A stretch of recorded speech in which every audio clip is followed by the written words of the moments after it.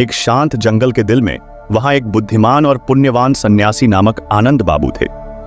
उनकी मानसिकता की गहरी समझ और बुद्ध के उपदेशों को फैलाने के प्रति उनकी अक्षमता के लिए वे प्रसिद्ध थे। एक दिन कुछ उत्सुक शिष्यों ने उनके चारों ओर इकट्ठा होने का निमंत्रण दिया और पूछा, पूज्य आनंद, क्या आप हमें बता सकते हैं कि आंतरिक शांति और शांति के मार्ग पर हमें कैसे मार्गदर्शन कर सकते हैं? आनंद मुस्कुराएं और सिर हिलाएं। उन्होंने उन्हें एक विशाल बोधि वृक्ष की छाया के नीचे बैठने के लिए आमंत्रित किया। प्रिय शिष्यों, उन्होंने शुरू किया, आंतरिक शांति का सफर गहरा और परिवर्तक है। हमारे हर एक व्यक्ति के अंदर ऐसे 10 दरवाजे हैं या स्थान हैं जो हमें हमेशा बंद रहने चाहिए अगर हम वास्तविक शांति की तलाश में हैं। 1. नफरत का दरवाजा। आनंद ने स्पष्ट किया कि दूसरों के प्रति नफरत रखना केवल हमारे अपने दिल को ही दूषित करता है। आंतरिक शांति पाने के लिए हमें गुजरे हुए अपमान को माफ कर देना चाहिए।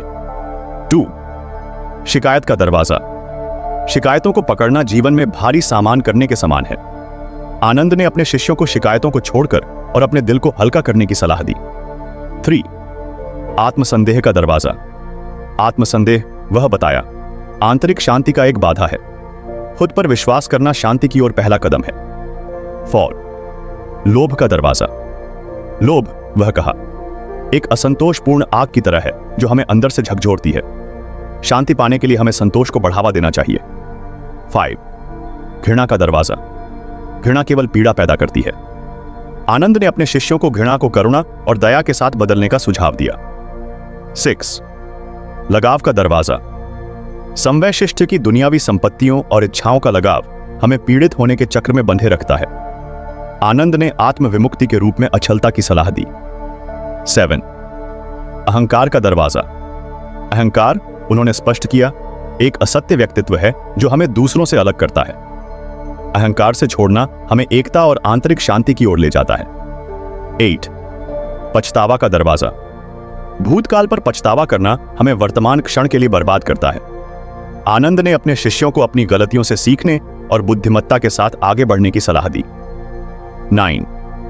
चिंता का दरवाजा। चिंता, वह कहा, भविष्य की अनिश्चितता पर मन की तरीका है। सतर्कता और वर्तमान में जीने से चिंता को दूर किया जा सकता है। 10.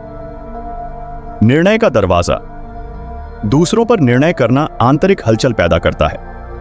आनंद ने अपने शिष्यों को निर्णय को समझ और सहानुभूति और समझ में बदलने की सलाह दी। जैसे ही आनंद ने हर दरवाजे को समझाया, शिष्य ध्यान से सुन रहे थे। उन्होंने यह जान लिया कि ये केवल अंदरूनी अवस्थाओं के बारे में नहीं थे, बल्कि जीवन को और भी शांति और पूर्णता से जीने के लिए एक व्यावहारिक दिशा निर्देश थे।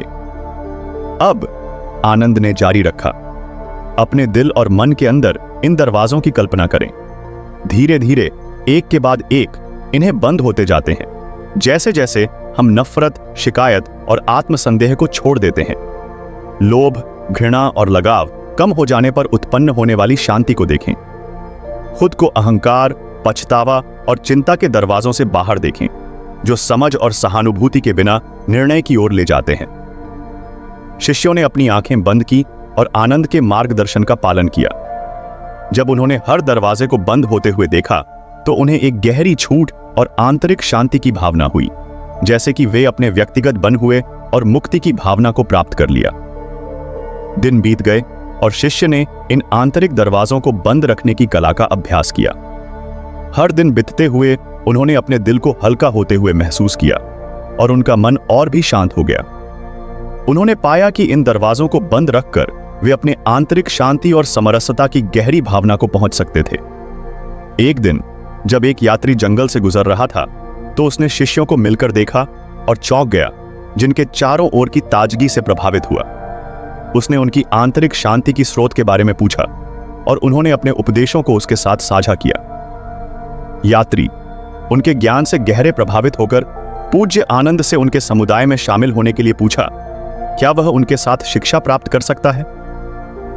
शिष्यों ने उसका स्वागत खुशी खुशी से किया, क्योंकि उन्हें पता था कि आंतरिक शांति का मार्ग वह साझा किया और दूसरों को पास करने योग्य है। और इसी तरह एक शांत जंगल के दिल में पूज्य आनंद के उपदेशों ने फैलाई, आंतरिक शांति की ओर जाने के खुद के 10 दरवाजों को बंद रखने के कुंजी प्रदान की। शिष्यों और नए आगंतुक ने एक साथ शांति के मार्ग पर चलना जारी रखा, जानते हुए कि इन दरवाजों को बंद रखकर वे हमें समझ में आने वाली गहरी शांति को खोल सकते हैं जो हर एक के अंदर है।